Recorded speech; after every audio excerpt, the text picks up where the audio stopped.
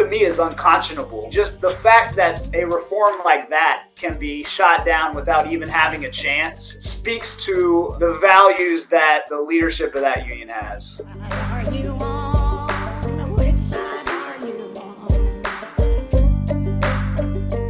We have on the line Hamilton Nolan, author of The Hammer, a book about unions and how they are, really the key to changing the world. We're also going to be talking to him about some of his recent articles. Really excited for the conversation. Hamilton Nolan, welcome back to the program. Appreciate it. Come on. It's great to have you. So the first thing that I wanted to talk to you about was this article from a few months ago called "Can Grocery Workers Take Back Their Union?" And that's the union that you're referring to is the United Food and Commercial Workers, which represents some, I don't know, hundreds of thousands of workers at Kroger and Albertsons across the country, and is really in many places probably the most public-facing union, or it could be the most public-facing union. I think in a lot of places maybe it should be, but it's not. At basically every Kroger, there's a little sign out on the door that says this is a UFCW shop, but that's really, in a lot of cases, the only indication that you have that the workers inside our union. You very rarely see them wearing union buttons or union hats or anything like this. And there is something just kind of in the way that people, consumers interface with the UFCW that kind of indicates the need for a change. So if you could just kind of set the stage for it, like, why do they need to take it back? Who has it? What's going on? Yeah, the UFCW is one of the biggest unions in America. I think the biggest private sector union in the AFL-CIO. It's over 1 million members.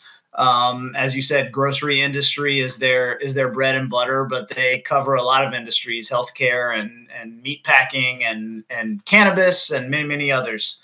And so, they're a huge and potentially very strong union. And as you say, being the biggest union in the grocery industry, they're right there on the front lines of a consumer-facing industry. And yet they've never really had a reputation for being much of a fighting union, much of an aggressive organizing union. Now, they're so big that it varies a lot by locals, obviously. They have some really great locals and they have some less great locals.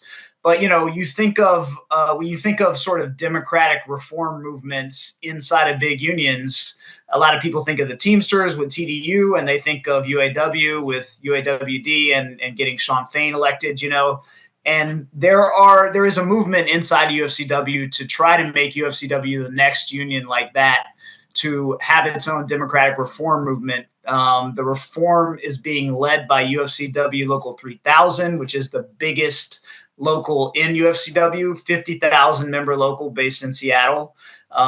So it's a strong local. Faye Gunther is the president out there, and she and her team are trying to lead this reform effort inside of UFCW. They tried to push a slate of reforms at the last convention, UFCW convention, a year ago, and most of those were shot down. The president of UFCW is Mark Perrone, who does not have a reputation, let's say, as a fighting union leader, as an organizing union leader. I have some reporting in the story from a guy named Todd Crosby, who was the organizing director at the International, and told me a lot about trying to get them to prioritize organizing more and trying to get them to fund organizing more, and the ways that was shot down by Mark Perrone when he was working there. And so, the reformers are trying to tap into all the advantages that the UFCW could have, being in the grocery industry, trying to organize at scale, being national, trying to make it into a powerful fighting union, which it has a lot of the pieces that could add up to making it one of the strongest unions in America, and it's not really taking advantage of that. You mentioned about, the current international leadership and that they're not really known for kind of a militant democratic organizing approach. And one of the things, and I don't think you mentioned this in your article, but I'm sure that you've seen it. The Reform Group has criticized it publicly. Some of the UFCW's contracting with like public relation firms during organizing campaigns or contract campaigns, and the recommendations that that apparently, you know, as far as I could tell from what the reform group was saying, were accepted by the UFCW. Recommendations like don't say union, or, you know, I mean, just really you know, I mean, corporate kind of stuff, like play nicey nice with the boss. I mean, do you recall that in more detail than I do? Yeah, I mean, I know what you're referring to, you know, and they had basically had some messaging guru type people in there to do exactly what you're talking about, you know, and I think it just speaks to the culture of the leadership of that union, you know, to not take the Sean Fain approach and take whatever you would say is the opposite of the Sean Fain approach. And you can think about even going back to the UFCW's Walmart campaign, you know, which went on for many, many years and never organized any Walmarts, and was very much a more of a public relations campaign around Walmart workers, you know. And you can, I mean, you could argue there were some good things done in that campaign, and of course any effort on behalf of workers I'm for. But if you're looking at how to spend a lot of money as a union on an important target like Walmart, you know, that was the sort of campaign that was not not a union organizing campaign. You know, it was a messaging campaign and a PR campaign. And I think that we can say with the benefit of hindsight that is a failed road to go down, you know. And so to the extent that the leadership of UFCW is still listening to that kind of stuff, they're on the wrong path, you know, especially when you have a counterexample of a UAW saying we're going to go down south and spend $40 million a year and try to unionize 150,000 workers. You know, that is clearly the path that big unions need to take. And UFCW is twice as big as UAW. So you can imagine the potential if they really did make themselves an organizing union. It really is, you know, you see unions like this, and you see it. One of the things that you talk about in your book, and we'll talk about this later more generally, but you know, you look at a union like the UFCW, and you can really frustrate yourself thinking about what could be, like what this union could do, and how much power, you know, it really has that it's not using. And then that it could have if it used the power that it has. I mean, it really can kind of, you know, it definitely frustrates me. And I see it not just in the UFCW, I see it all over the place.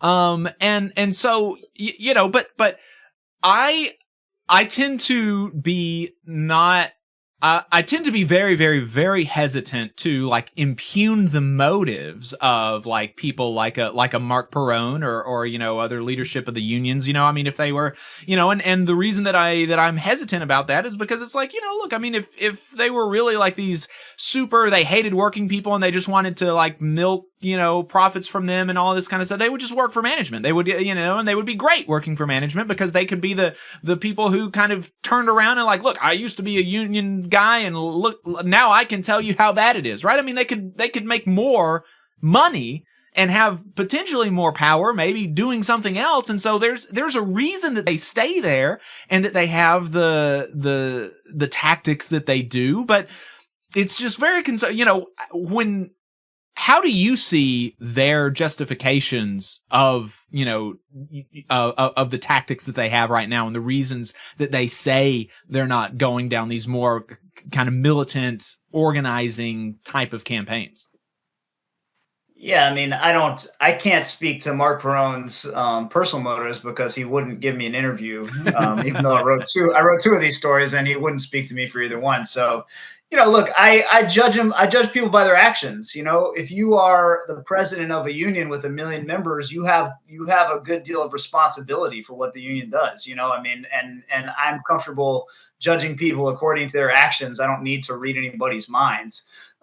We can look at the budgets. You know, budgets are a statement of the union's priorities. We can look at the numbers we can look at the new organizing numbers.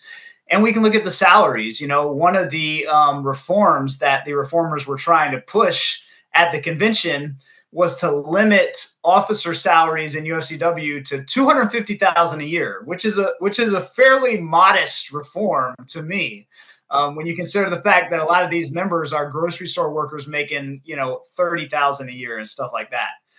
So they tried to push a reform to limit salaries to $250K, and that was shot down with extreme prejudice. And they gave me a spreadsheet of the salaries of every local president in UFCW. And there was a local president in UFCW in New Jersey making $700K a year. And there was a number of them making over $500K a year. Now that to me is unconscionable. There's simply no excuse for that. And Perone does not make that much money. But I think just the fact that a reform like that can be shot down without even having a chance at an international union convention speaks to the values that the leadership of that union has. Hey, 5 seconds. Just wanted to say that this is only possible because of our donors. If you want to see more of this, then consider donating yourself at tvlr.fm/donate. Right. And you said that budgets are, a statement of your priorities. And so one of the things that was kind of interesting about your article was that the International Union disputed the idea that they were not investing in organizing. So walk us through those conversations and how the UFCW tried to back up its claims that, oh no, we're putting, what was it, 10% of the money into organizing? Talk to us about that. Yeah, it was interesting as a reporter. First of all, I wrote a story about the convention last year and these reformers, and I tried to interview Perone for that story, and he wouldn't talk to me. And then I wrote another story, that was published earlier this year about where I went to Seattle and talked to the reformers and talked about what they were doing. And again, try to get an interview with Perone and the International, and they would not speak to me. So, off the bat, when you find yourself as a reporter in a situation like that, I'm giving you an ample opportunity to say anything you want to say to me, and they're declining it. So then they did sort of dispute some of the assertions that were given to me by Todd Crosby, who again is a veteran union guy who works with UFCW 3000 and the reformers, and who also worked in the International as organizing director. So he, had the opportunity to be in the International and see what the budgets were and advocate for the budgets. And the stuff he told me was from his own firsthand experience. And it was interesting because when they disputed it, saying things like, oh no, we actually are spending this much money on organizing, I was able to go back to Todd Crosby and say, what do you think of this? And his take was like, the term organizing can mean a lot of things, right? You add in, for example, comms, and you add in this, and you add in that, and you put it all under the category of organizing. You give the union the ability to say, oh, we're spending all this money on organizing. And he said that is what was happening in that case. And of course, the International would not send me a detailed breakdown, so I can't speak to the accuracy of what they said. Right. Well, yeah. If you just call things organizing, then it does become pretty easy to say. Yeah. My salary is organizing because I'm. So there you go. There you go. So there's a reform effort. We've kind of been alluding to that, particularly kind of centered around UFCW 3000. So talk to us about. I guess let's get the background on UFCW 3000 first, and like why would I, if I were a UFCW worker, why would I want, in another part of the country in particular, why would I want to hand the reins over of my international union to this local union that I'm not a member of, that I don't know anything about? Why should people trust UFCW 3000? Talk about their record. Yeah, they, as I said, are the biggest local in UFCW. They're very, very strong union in the Northwest. I went to the Labor Council in Seattle, and everybody said a lot of really nice things about the reputation that UFCW 3000 has out there in the entire Northwest. As an organizing union. They're a fighting union. They have Macy's workers that they went on strike for. Faye Gunther is sort of who's the president of the union, is sort of a committed, a real activist type from day one, who went into labor, out of more general activism, and who kind of carries that into the union. But I think if you look at what the reformers are asking for, it's not so much that they're asking to turn the control of the international over to UFCW 3000. They are trying to push this sort of good government type reforms, as I said, like limiting salaries, spending more on organizing, doing the things that you would hope that a fighting union would do. And I know that, they're early on in their campaign. If you think about, TDU, that went on for decades and decades inside of the Teamsters, and UAWD, didn't go on for that long, but they did have a years long fight.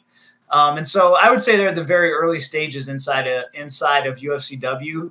But what they're going to need to do is go out and expand from the Northwest and start enlisting members is what they want to do. They want to almost have a road show and go out and enlist members to put pressure on their own locals, because ultimately they need to get a lot of the locals inside of UFCW on their side to help them make these reforms. Because again, they need one member, one vote. Which UFCW doesn't have, and which is a key to a lot of democratic union reforms. So the process of getting these things passed is going to involve either getting a lot of local presidents on their side, or really having a grassroots uprising where you get a lot of members on your side. And either way, grocery workers are going to have to buy into the idea, that they can be powerful. One thing they're asking for is national contracts. Like you touched on them having Kroger and big grocery companies like that, and they don't have national contracts for those companies. Right. Think of, UPS and the Teamsters, where you have a huge national contract and enables you to put so much leverage on the company. And UFCW doesn't have that. That's an example of the type of bigger strategic thinking that goes hand in hand with organizing. You organize the parts that need to be organized. You negotiate nationally, and you increase the leverage for the workers. So that's the type of thing they want to do. Right. And, you said that they have a really good reputation for being an organizing union. They just won a good contract for Macy's workers. You had in your piece something about, they've been able to organize new shops too, haven't they? They do organize new shops. They're constantly, I think I had the numbers, and I don't have the piece in front of me, but they did give me their new organizing numbers. They're organizing a lot of cannabis industry out there in the Northwest, which is a new industry, that they're trying to really brand themselves as the cannabis union. They have a ton of, I went to a strike authorization vote for nurses that they had at a hospital there in Washington State. So they have a broad range of workers, but their bread and butter is the grocery industry, and that's probably their biggest power base. They wanted also UFCW to start a healthcare division to consolidate the power of the healthcare workers in that union, which was another fight they were trying to have at the last convention that they were getting pushed back on. So yeah, they're definitely an organizing union, but I think when you think of UFCW nationally, you automatically think of the grocery industry. And again, when you look at things like Trader Joe's, where you have an independent union effort launched at Trader Joe's, it's a little symptomatic of a failure of UFCW, right? Why didn't UFCW organize Trader Joe's 10 years ago? Why haven't they organized Whole Foods? These are things where the absence of a union kind of points at some of the failures of the international conceptually, I think. Right. And so one of the things that did kind of surprise me, you mentioned that the TDU had a decades-long history within the Teamsters, and UAWD, while they didn't have a decades-long history in the UAW, there have been decades of reform efforts in the UAW. The UAW has been no stranger to reform efforts, and but it seems like UFCW 3000 and the reform efforts around them, they want to be operating on a much shorter timeline, because they are, they're not putting it out as, as necessarily part of their plan, but they were willing to speak publicly and openly with you about the idea that if we are not able to, in a soon enough time frame to be able to implement some of these reforms in the UFCW, they are openly considering disaffiliation from the UFCW and the organization of a new alternative union for grocery store workers. How are they, kind of weighing that against, the prospects of reform and, the timeline? How did that conversation feel, I guess? Yeah, you're right. They were extremely open with me, which I love as a reporter, and Right. is a little bit uncommon sometimes. As a reporter, you don't get people from big organizations necessarily voicing their thoughts that openly. But yeah, I did have a conversation with Joe Mizrahi, who is the sort of number two to Faye Gunther within that union.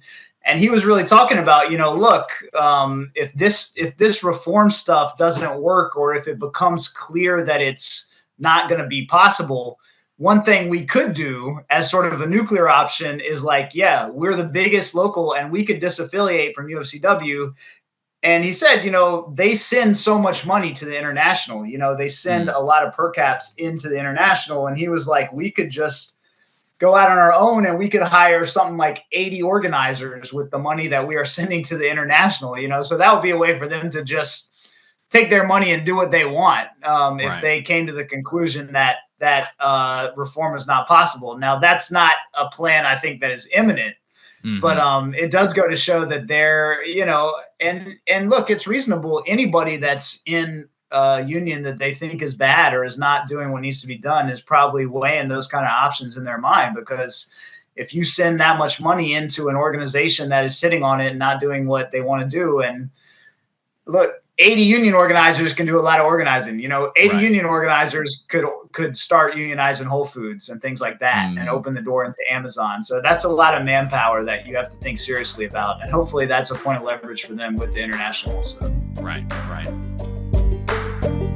You just saw a clip from the Valley Labor Report. We are live every Saturday morning from 9:30 a.m. till 12:30 p.m. And we pride ourselves on keeping all of our content free to everybody so that we can talk to as many working folks as possible. If you support the work that we're doing, you think that it's important, you think that it's good, then consider making a monthly contribution to the project, and you can do that on our website, tvlr.fm.